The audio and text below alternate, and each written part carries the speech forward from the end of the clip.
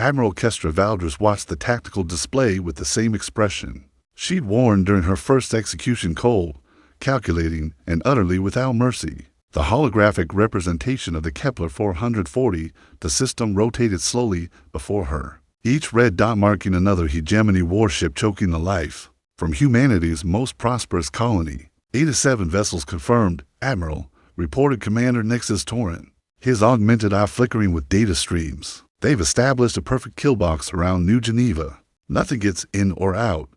The bridge of the UES Retribution hummed with barely contained violets. Every officer present had volunteered for what command euphemistically called deep reconnaissance. In reality, they were humanity's executioners, set to deliver judgment upon those who dared strangle human worlds. How long since the last supply run? Valdris asked, her voice carrying the weight of command that had seen her through 17 years of colonial wars. 14 days. Medical supplies ran out 6 days ago. They're broadcasting casualty reports every hour, mostly children and elderly. Torren's organic eye burned with the same fury that had made him legendary. Among the Outer Rim fighters, Valdris nodded, her scarred fingers tracing patterns on the command console. The hegemony had made their intentions clear 3 months ago, when they'd issued their ultimatum: surrender all terraforming technology and submit to alien oversight, or watch human colonies wither under total blockade. Earth's response had been predictably human diplomatic negotiations while secretly preparing for war. Status of Ghost Protocol assets: 18 stealth frigates positioned throughout the system. Captain Lyrics Vega confirms all dark matter cloaks are operational.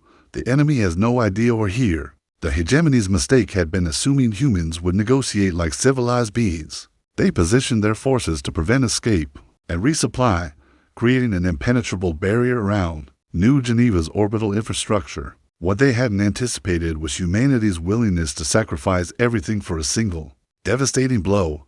And the Widow-class destroyers? 43 ships holding position beyond the heliopause. Admiral Corix Nightfall sends his compliments and asks if you prefer the bombardment in symphony or crescendo. A ghost of a smile touched Valdris's lips. Nightfall understood the poetry of destruction like few others. His ships carried enough at high matter to glass entire continents, but today they would serve a more elegant purpose. The tactical display shifted, revealing the true scope of the hegemony's arrogance. Their blockade formation was perfect for preventing escape. Every ship positioned to maximize coverage while maintaining mutual support. They'd even deployed mining platforms to harvest asteroids. Clearly planning for a long siege, they think. We'll beg, Valdris murmured, studying the alien formations. They think we'll sacrifice our principles to save our people. Will we, Admiral? Torren asked quietly. Valdris turned to face her bridge crew 37 officers who'd followed her through the Centauri massacres, the Vegan uprising, and the brutal suppression of the Martian separatists. Each bore scars from humanity's expansion into the stars, and each understood the price of survival among hostile aliens. We're going to teach them something about human nature, she said, her voice carrying to every corner of the bridge. We don't negotiate with creatures who threaten our children. We don't compromise with aliens who think they can cage us like animals. The bridge fell silent except for the steady thrum of the ship's massive engines. Outside the viewport, stars wheel in their ancient patterns, indifferent to the approaching carnage. Signal all commands. Operation Gravidigger is now active. We're going to show the hegemony what happens when you trap humans in a corner. Valdris's eyes reflected the starlight like chips of ice. They wanted to create a graveyard around our colony. She paused, savoring the moment before unleashing humanity's wrath. They're about to get their wish. The attack began at 03 for 7 hours, ship time, when the universe learned why humans have earned their reputation as the galaxy's most efficient killers. Dock Captain Lyrics Vega's stealth frigate Whisper materialized from dark matter obscurity, directly beneath the hegemony command Dreadnought Dominion's edge. Her ship's experimental phasing weapons bypassed shields entirely, tearing through the alien vessels. Hull like tissue paper, the Dreadnought's death scream echoed across subspace as its reactor core achieved critical mass. First blood to humanity, Vega whispered into her calm, watching the magnificent explosion paint the void in nuclear fire. Around her, 17 other Ghost Protocol vessels decloaked simultaneously, their sudden appearance triggering panic throughout the alien formation. On the Retribution's bridge, Admiral Valdris watched the opening moves with clinical detachment. The hegemony's response was predictably aggressive. Their remaining ships, converging on the stealth vessels with murderous intent, exactly as planned. Phase 2. Commander Torin, High Admiral, signaling Nightfall's flotilla beyond the system's edge. Admiral Korik's Nightfall received the transmission aboard his flagship Eternal Darkness. His weathered face split into a predatory grin as 40 other Widow-class destroyers acknowledged the attack order. Gentlemen, Nightfall announced over the fleet channel. Today we write poetry in plasma and antimatter. Launch all ordnance. Fire for effect. The outer system erupted in violence as humanity's most devastating weapons began their deadly dance toward the hegemony blockade.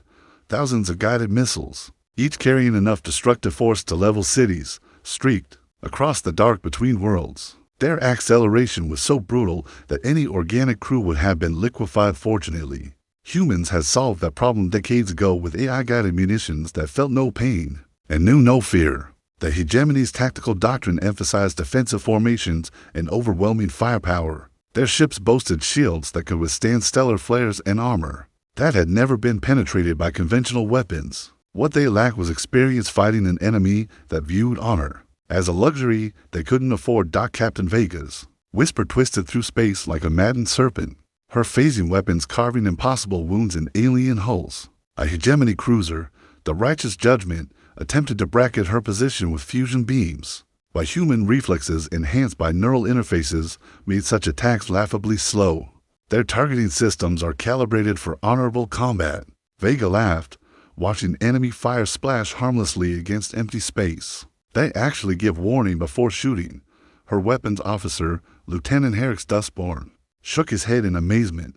It's like fighting children. Deadly, well-armed. Children, but still. The whisper rolled beneath a spreading cloud of alien interceptor missiles, its whole polarization making it nearly invisible to conventional sensors. Vega selected her next target, a battlecruiser that had been broadcasting surrender demands to New Geneva for the past week. I particularly despise that one, she murmured, painting the moral authority with targeting lasers, something about its pretentious name. The phasing weapon struck the hegemony vessel amidships, their exotic energies disrupting the molecular bonds that held the ship's superstructure together. The moral authority came apart, like a flower blooming in reverse, its crew compartments venting atmosphere and organic matter into the void. Across the battle space, similar scenes played out as humanity's Ghost Protocol vessels demonstrated why stealth technology remained their most closely guarded secret. The hegemony had shields and armor, but no defense against weapons that struck from parallel dimensions. Yet the aliens were not defenseless. As Nightfall's missile barrage approached, the hegemony's point defense systems activated with mechanical precision. Thousands of interceptor drones swarmed from launch bays, their alien AI systems calculating optimal interception points. Energy barriers flickered to life between the major vessels, creating a lattice of destructive force that could vaporize anything that approached. The first wave of human missiles died in brilliant nuclear flowers, their antimatter warheads painting the void in brief, terrible suns. The second wave followed moments later, meeting the same fate.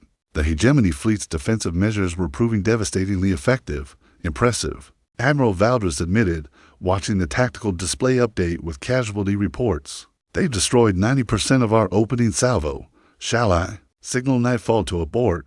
Torin asked. Absolutely not. Valdres smiled with genuine pleasure. The aliens just revealed their entire defensive doctrine. Now we show them why humans study their enemies before killing them. The third wave of missiles arrived 17 minutes later, and the hegemony learned their first harsh lesson about human tactical adaptation. Instead of approaching in conventional attack patterns, the new barrage split into seemingly random trajectories. Some missiles accelerated toward maximum velocity, others decelerated to drift like debris. Several doubled back entirely, approaching the blockade from unexpected angles. The hegemony's point defense systems, calibrated for standard military doctrine, struggled to track the chaotic assault. Unpredictable, growled Fleet Marshal Vorthik aboard the dreadnought Celestial Mandate. His four eyes tracked the tactical display with growing unease. No species fights this way. Where is their formation discipline? His tactical officer, a young hegemony loyalist named Zirian, studied the data streams with obvious confusion. Marshal, their weapons appear to be learning. Each wave adapts to our defensive patterns. Vorthic's mandibles clicked in agitation. The humans had somehow created missiles that observed, adapted, and evolved their attack strategies in real time. Such technology bordered on the impossible or the insane. They're using artificial intelligence to guide their weapons, Zarian continued, his voice tight with disbelief. Full AI, not the limited automation we employ, but genuine artificial consciousness programmed for destruction. The hegemony had banned such technology centuries ago, considering it too dangerous for civilized warfare. The idea of weapons that could think, learn, and hate was antithetical to their rigid military traditions. Only humans would be reckless enough to unleash artificial minds programmed solely for killing. The adapted missile struck with devastating effect. Humanity's AIs had observed 17 minutes of hegemony defensive patterns and identified every weakness, every gap, every predictable response. They came from directions the aliens never expected, at speeds that changed mid-flight, with warheads that activated at precisely calculated moments. The battlecruiser Divine Purpose died first, its shields overwhelmed by missiles that attacked. From 17 different vectors simultaneously, its hull cracked like an egg, venting superheated plasma across a kilometer of space. The heavy cruiser Moral Supremacy followed seconds later, 3 AI-guided warheads detonating inside its hangar bays and turning the ship into an expanding cloud of molten metal. Captain Vega's Ghost Protocol vessels pressed their advantage, there, phasing weapons targeting the growing gaps in the hegemony formation. The Whisper danced between enemy ships like a predator among prey, her exotic weapons leaving trails of devastation. Wherever she passed, they're breaking formation, Lieutenant Dustborn reported, watching alien vessels scatter as their rigid tactical doctrine collapsed under human ruthlessness. 6 ships attempting to withdraw toward the system's edge. No survivors, Vega replied coldly. Signal the other ghost ships. Nothing leaves this system alive. The fleeing hegemony vessels discovered that humans had anticipated their retreat. More stealth frigates materialized along the escape routes, their weapons already charged and targeting systems locked. The cruiser Peaceful Resolution lasted less than 30 seconds against concentrated phasing fire, its hull simply ceasing to exist as molecular bonds were severed at the quantum level. Yet the hegemony's desperate situation bred its own form of tactical innovation. Fleet Marshal Vorthic, recognizing that conventional warfare had failed, ordered his remaining vessels to implement their most extreme protocol: total orbital bombardment of New Geneva itself. If we cannot maintain the blockade, he announced over the fleet channel, we will eliminate the reason for its existence. All ships, target the colony world. Commence surface bombardment immediately. The order violated every tenet of civilized warfare, but Vorthic understood that he faced an enemy that had already abandoned such niceties. If the humans wanted to fight like savages, he would respond in kind. 43 hegemony warships turned their weapons toward New Geneva, their massive artillery systems charging for planetary bombardment. The colony world's 23 million inhabitants had perhaps minutes to live. Admiral Valdres watched the tactical shift with ice in her veins. The aliens had just revealed their true nature: creatures willing to commit genocide rather than accept defeat. It was exactly what she'd hoped for. Signal all commands, she ordered, her voice carrying across the bridge like a death sentence. The hegemony has chosen to target civilians. Rules of engagement are now void. Authorization code, Exterminatus Prime. Commander Torrens' augmented eye flickered as classified systems came online. Throughout the human fleet, weapons that had been locked behind ethical constraints suddenly became available. Tactical options that had been considered too extreme for civilized warfare began appearing on targeting displays. Admiral, Torrens said quietly, Exterminatus Prime protocols are active. All command ships report ready to implement final solutions. Valdres studied the tactical display one last time, noting the positions of every hegemony vessel, every potential escape route, every possible refuge. The aliens had made their choice when they threatened human children. Now they would learn why. Humanity had never been conquered, never been enslaved, and never been forgiven by those who tried.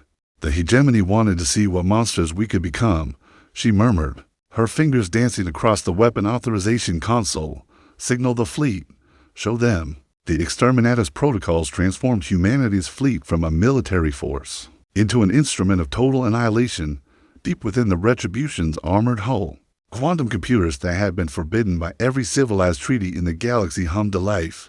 These machines processed tactical data with an efficiency that bordered on prescience, calculating not just optimal firing solutions, but the psychological impact of each kill, the terror value of specific targeting choices, and the most efficient methods to break enemy morale. Quantum Tactical Grid is online, Commander Torrent reported, his augmented eye now glowing with data streams that would have driven an unenhanced human mad. All fleet elements synchronized. The enemy formation is completely mapped. Admiral Valdres nodded, studying displays that showed more than just ship positions. The quantum computers had analyzed hegemony communications, crew psychology profiles stolen from their databases, and even the cultural significance of individual vessel names. Every piece of information had been weaponized. Target the divine. Mandate first, she ordered. Fleet Marshal Vorthic's flagship. Make it personal. Captain Vega's whisper received the new targeting data and immediately adapted her attack pattern. Instead of striking for quick kills, her phasing weapons began a systematic dismantlement of the hegemony command ship first. The communication rays disappeared into parallel dimensions, then the weapon systems. Finally, the life support infrastructure. Fleet Marshal Vorthic found himself trapped aboard a ship that was being murdered piece by piece. His four eyes tracked the impossible damage reports, as sections of his vessel simply ceased to exist. No explosion, no debris, entire compartments, and their occupants were being erased from reality. Marshal, Therian whispered, his voice tight with terror, they're not trying to destroy us quickly. They're making us watch. The human tactical doctrine had shifted from military efficiency to psychological warfare. Every hegemony crew in the system could observe their flagship's slow dismantlement, could hear Vorthic's increasingly desperate communications, could see the fate that awaited them all. Admiral Nightfall's Widow-class destroyers had close to optimal range, their massive railguns now targeting individual ship sections, rather than attempting total destruction. The heavy cruiser Eternal Justice found its weapon batteries systematically removed. By hypervelocity projectiles that struck with surgical precision, its crew remained alive, helpless, watching their ship transform from a warship into a floating coffin. They're begging for mercy, reported the communications officer aboard Eternal Darkness. Multiple hegemony vessels are broadcasting surrender requests. Nightfall's weathered face remained impassive. Signal them back. Tell them they should have considered mercy before threatening our children. The hegemony's formation collapsed as individual captains broke ranks, desperately seeking escape routes that didn't exist. Humanity's Ghost Protocol vessels had positioned themselves at every possible exit point, their cloaking systems ensuring that fleeing aliens would face invisible death. The destroyer Moral Certainty discovered this when it attempted to reach the system's jump point. Captain Vega's sister ship, the Silent Knife, materialized directly in its path and opened fire with weapons that existed in 17 dimensions simultaneously. The hegemony vessel didn't explode, it simply began unraveling, its molecular structure coming apart like a tapestry with pulled threads. Status of the colony bombardment, Admiral Valdres inquired, noting that several hegemony ships were still attempting to target New Geneva. Quantum computers have calculated optimal interdiction points, Torrent replied. We're not just stopping their bombardment, we're making it impossible. The human fleet had positioned itself so that any hegemony weapon fired toward the colony would have to pass through carefully calculated kill zones. But more than that, they'd begun using the aliens' own ordnance against them. Advanced gravitational manipulation systems technology that officially didn't exist caught incoming bombardment rounds and redirected them back toward their sources. The battlecruiser Supreme Righteousness discovered this when its own plasma shell struck its forward hull with devastating effect. Captain Corvex, the vessel's commander, watched in horror as his ship's weapons turned against his own crew. Impossible, he gasped, studying the tactical readouts. They're controlling gravity itself.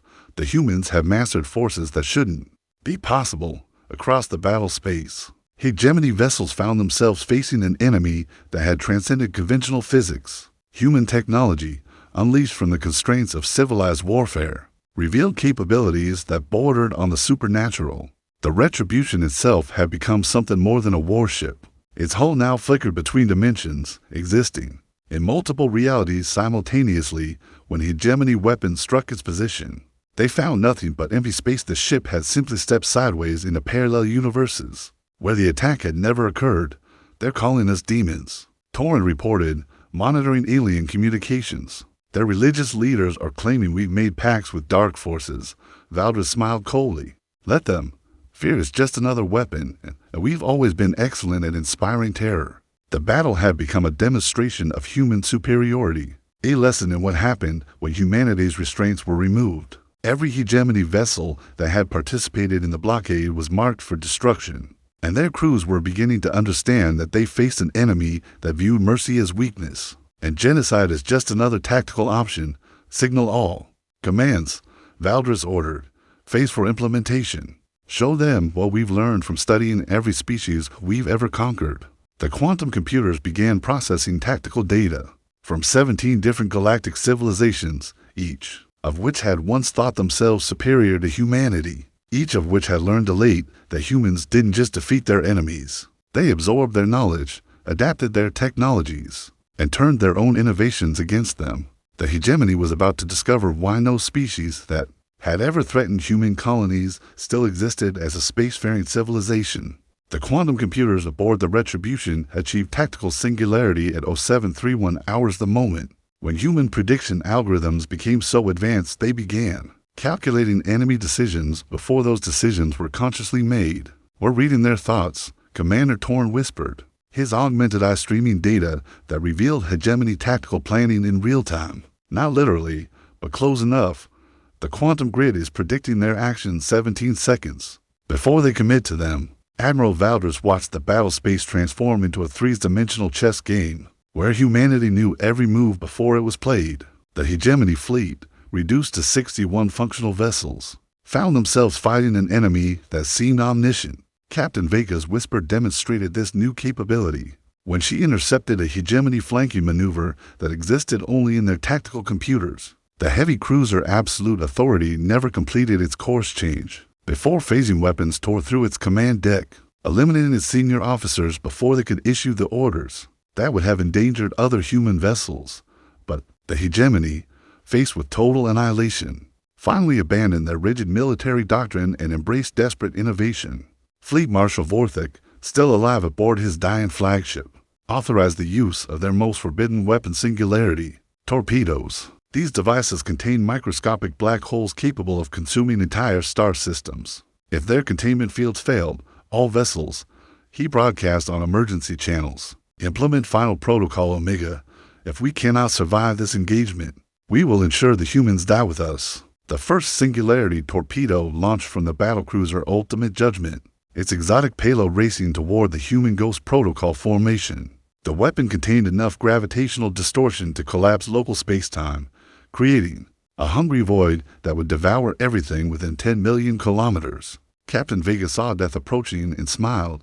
Dustborn, patch me through to Admiral Valdres. She needs to see this. The torpedo struck empty space where the Whisper had been positioned, its microscopic black hole blooming into reality with the appetite of a stellar core. Space itself began folding inward, creating a gravitational maelstrom that should have consumed everything nearby. Instead, the singularity encountered humanity's most carefully guarded secret dimensional anchor technology that had been developed during the war against the Transcendent Collective 3 centuries ago. The black hole found itself locked between parallel realities, unable to expand beyond its initial containment field. Impossible, gasped Zirian aboard the Celestial Mandate. They've caged a singularity. How does one imprison a collapsed star? Admiral Valdres answered by demonstrating exactly how dangerous humans became when their enemies escalated to weapons of mass destruction. The captured singularity was redirected, not destroyed, but aimed. The microscopic black hole streaked back toward the hegemony formation like a guided projectile, powered by the universe's most fundamental force. The Ultimate Judgment had perhaps 3 seconds to contemplate the irony before its own weapon consumed it entirely. The battlecruiser's hull, armor, crew, and even its constituent atoms vanished into the artificial event horizon, leaving only a brief gravitational ripple to mark its passing. They're using our own singularities against us, Vorthik realized, watching his fleet face annihilation from weapons they created. Every torpedo we launch becomes their ammunition. The battle transformed into a horrific demonstration of human adaptability. Each new hegemony weapon was analyzed, captured, and turned against its creators with ruthless efficiency. Plasma bombs designed to sterilize planets were redirected to incinerate hegemony cruisers. Quantum disruptors meant to collapse human technology instead tore through alien defensive grids. Admiral Nightfall's destroyers had close to knife fighting range, their crews engaging in the kind of brutal ship-to-ship combat that had made humanity legendary throughout the galaxy. The Eternal Darkness grappled with the hegemony dreadnought Sacred Honor, both vessels trading fire at point-blank range, boarding parties away. Nightfall commanded, watching armored human marines launch from torpedo tubes toward the alien vessel. These weren't the clean, honorable boarding actions of civilized warfare. They were human soldiers equipped with technology designed to turn enemy ships into slaughterhouses. The Marines breached the Sacred Honor's hull using molecular disruptors that created perfectly round holes in the alien armor.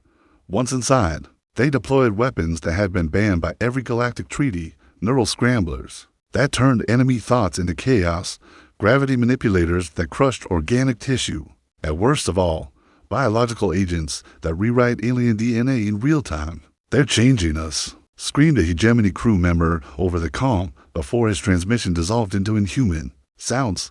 "The humans have weapons that rewrite what we are. They're turning us into..." The signal died, replaced by something that had once been a hegemony warrior, but was now something else entirely. Human military doctrine had evolved beyond simply killing enemies. They had learned to transform them into allies, or at least into creatures to change to remember their original loyalties. Captain Vega's Ghost Protocol vessels were demonstrating their own evolution. The Whisper had begun phasing not just through space, but through time, appearing at multiple moments simultaneously to attack the same target from past and future positions. The heavy cruiser Eternal Vigilance found itself under fire from weapons that struck before they were fired, its crew experiencing death in temporal loops that defied comprehension. "Status report," Admiral Valdris demanded, though the quantum computers were already feeding her complete tactical awareness. 47 hegemony vessels destroyed or neutralized, Torrent reported. 14 still combat capable, but their morale has collapsed entirely. They're fighting more for mechanical reflex than conscious decision. And our casualties? 3 Ghost Protocol vessels damaged, 1 Widow-class destroyer with minor hull breaches. Total human casualties, 17 wounded, 3 dead. Torrent paused, his augmented eye reflecting the terrible mathematics of the engagement. "We're achieving kill ratios that shouldn't be possible." Valdris nodded grimly, the numbers told the story of what humanity had become, a species so efficient at warfare that they could destroy entire civilizations while barely suffering losses themselves. It was a capability that terrified even their allies. "Final phase implementation," she ordered. "No survivors, no witnesses. The hegemony chose to threaten our children, and now they'll serve as an example to others who might consider similar actions." The quantum computers began calculating the most efficient methods to ensure that no alien vessel escaped, to spread word of humanity's true military capabilities. The massacre was about to become a demonstration of why humans were the galaxy's apex predators. The final 14 hegemony vessels rallied around Fleet Marshal Vorthic's crippled flagship. In a formation that spoke of desperate courage rather than tactical wisdom, they had seen their comrades transformed into things beyond recognition, watched their most powerful weapons turned against them, and faced an enemy that seemed to bend the laws of physics through pure malice. "Marshal," Zarian whispered, his voice tight with the kind of terror that comes from watching the impossible become routine. "Perhaps we should consider..." "No surrender," Vorthic cut him off, his 4 eyes fixed on the tactical display showing human vessels closing from every direction. "These creatures have shown us what they do to prisoners. We die with honor, or we don't die at all."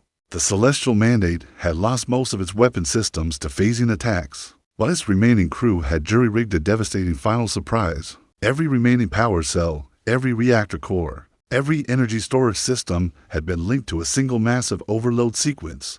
When triggered, the flagship would become a brief artificial star. "If we cannot defeat them," Vorthic announced over the fleet channel, "we will at least show the galaxy that the hegemony does not yield to monsters." Admiral Valdris observed the alien formation with clinical interest. The quantum computers had already calculated the explosion's probable yield, trajectory, and optimal countermeasures. What they hadn't predicted was her decision to let it happen. "Admiral," Commander Torrent said urgently, "the flagship is preparing for core detonation. We should withdraw to safe distance." "No," Valdres' smile held the cold beauty of absolute certainty. Signal all commands. Maintain current positions. Prepare for full demonstration protocol. The Retribution and its escort vessels held their positions. As the Hegemony flagship began its final transformation, energy readings spiked beyond measurement as Vorthik triggered every power source. Simultaneously, the celestial mandate became a miniature sun, its hull glowing white-hot as barely contained stellar fury built toward release. Magnificent, Valdres murmured, watching the alien vessel prepare to immolate itself and everything within 50,000 kilometers. They've just given us the perfect opportunity to demonstrate why humans are the galaxy's dominant species. The explosion, when it came, was visible from the outer planets. The celestial mandate achieved nuclear ignition in a sphere of destruction that turned space itself into plasma. The remaining hegemony vessels vanished in the first microsecond, their final sacrifice creating a wave of annihilation that should have cleansed the local area of all life. Instead, the human fleet simply absorbed it. The Retribution and her escorts deployed energy collection grids that had been developed during humanity's war against the solar hegemony, devices capable of harvesting the output of stellar detonations and converting it into usable power. The artificial star that had been Fleet Marshal Vorthik's final gesture became fuel for human weapons. Energy absorption at 120% of reactor capacity. Torrin reported, his voice filled with professional admiration. All fleet elements are now operating at combat enhancement levels. The enemy's sacrifice has made us stronger. Across the galaxy, those few alien civilizations advanced enough to monitor the engagement received telemetry that would haunt their strategic planners for generations. Humanity had not merely survived a stellar-level detonation, they had harvested it, grown stronger from their enemy's most desperate attack. But Admiral Valdres wasn't finished with her demonstration. Signal Admiral Nightfall, she ordered. Deploy the Tombstone Protocol. Let's show the galaxy what we do with worlds that threaten human children. The Widow-class destroyers formed a perfect sphere around the debris field that had once been the Hegemony blockade. Their weapons, now supercharged with energy harvested from alien sacrifice, began reshaping local space according to human will.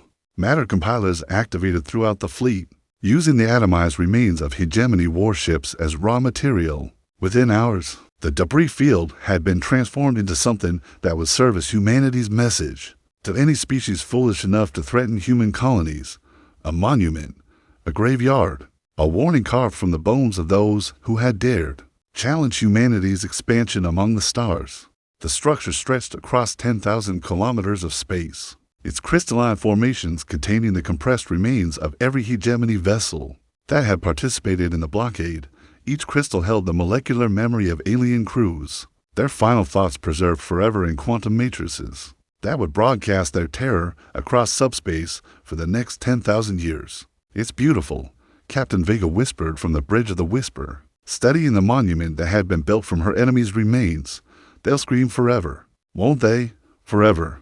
Valdres confirmed, every species that approaches this system will hear their death songs. Every alien civilization will know what happens to those who threaten human worlds. The quantum computers calculated the monument's psychological impact across 17 different species, fear coefficients, terror multipliers, the probability that other civilizations would abandon aggressive plans after witnessing humanity's response to the blockade.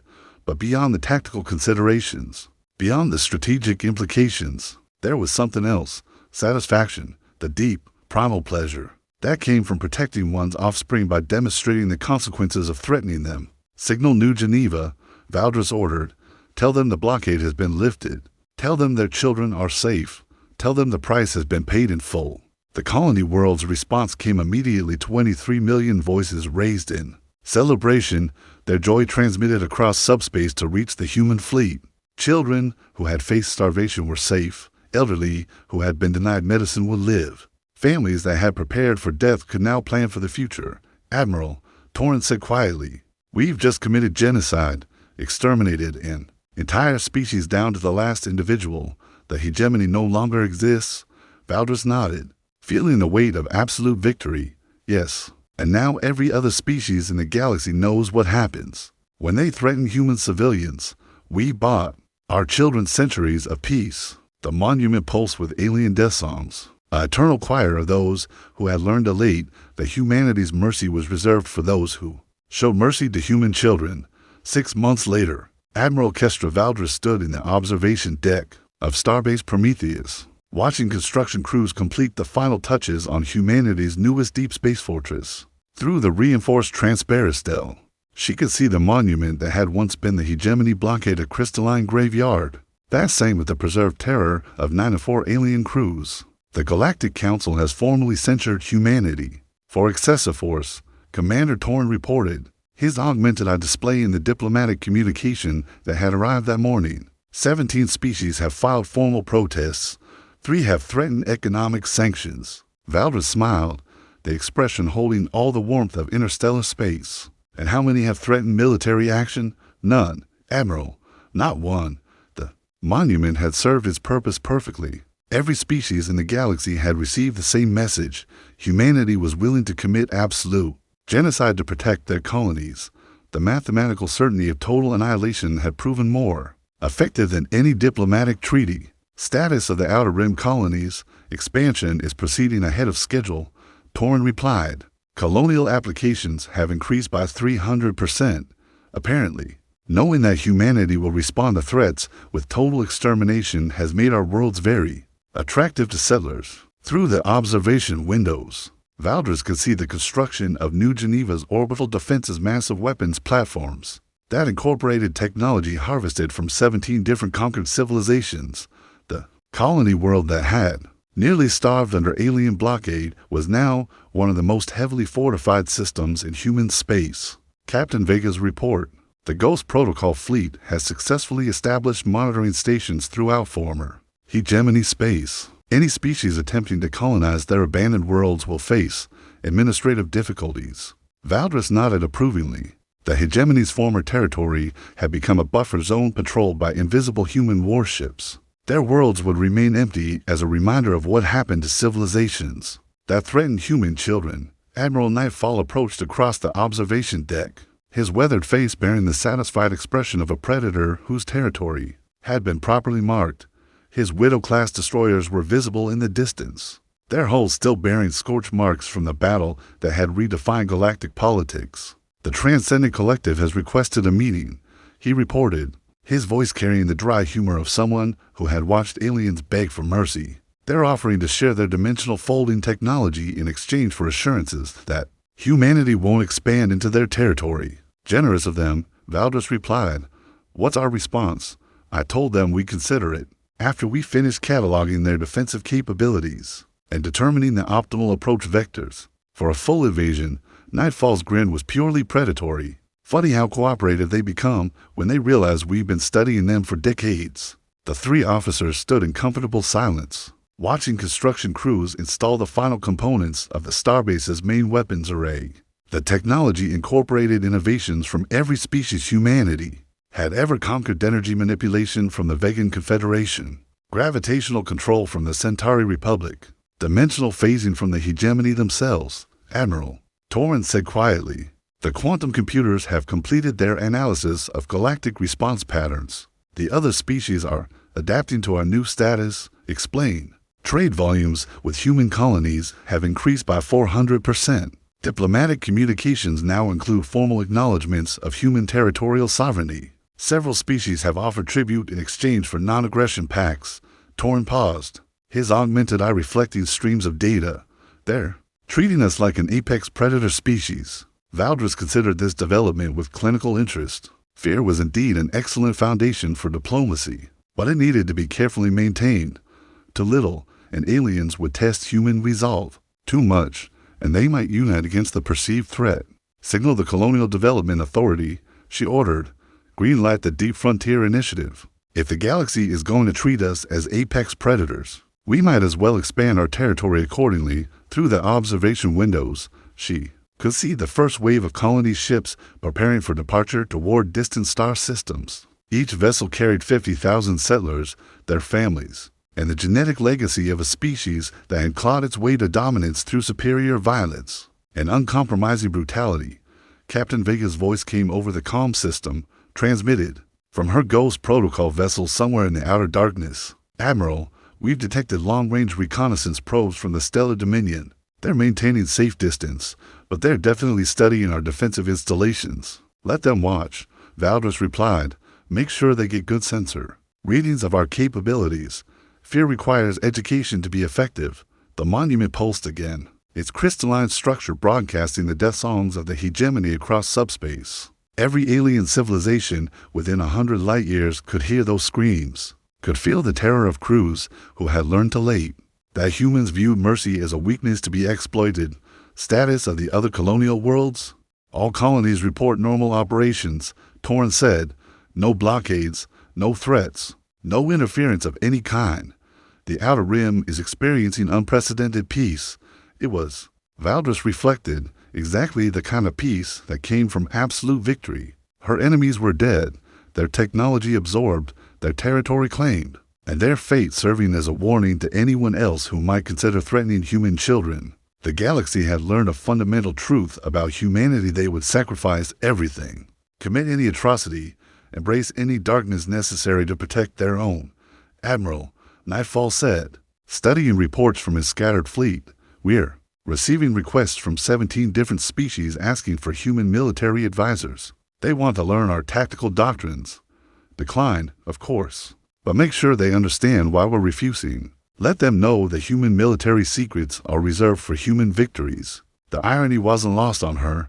The same aliens who had once viewed humanity as upstart primitives were now begging to learn from the species that had just demonstrated the galaxy's most efficient methods of committing genocide.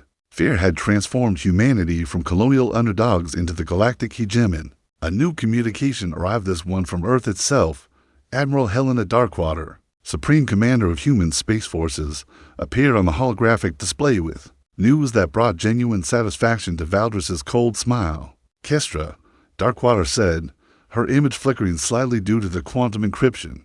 The Colonial Senate has voted to name the New Geneva system in your honor. The Valdris Memorial Monument will serve as a reminder to future generations of what happens when humanity's children are threatened.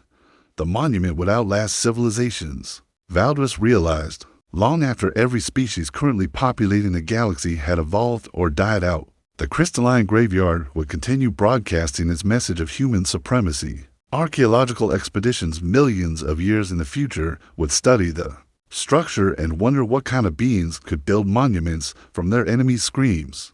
There's more, Darkwater continued. Intelligence reports that 43 different species have canceled aggressive expansion plans after analyzing our response to the hegemony blockade. Projected human casualties from avoided conflicts: approximately 200 million lives saved. 200 million human lives preserved because 94 alien crews had been transformed into a permanent warning. The mathematics of deterrence had never been more elegantly demonstrated. Any word from the deep survey fleets? They've identified 37 systems suitable for human colonization, all previously claimed by species that have suddenly decided they prefer to relocate to less contested territory. Darkwater's smile matched Valdris's own predatory expression.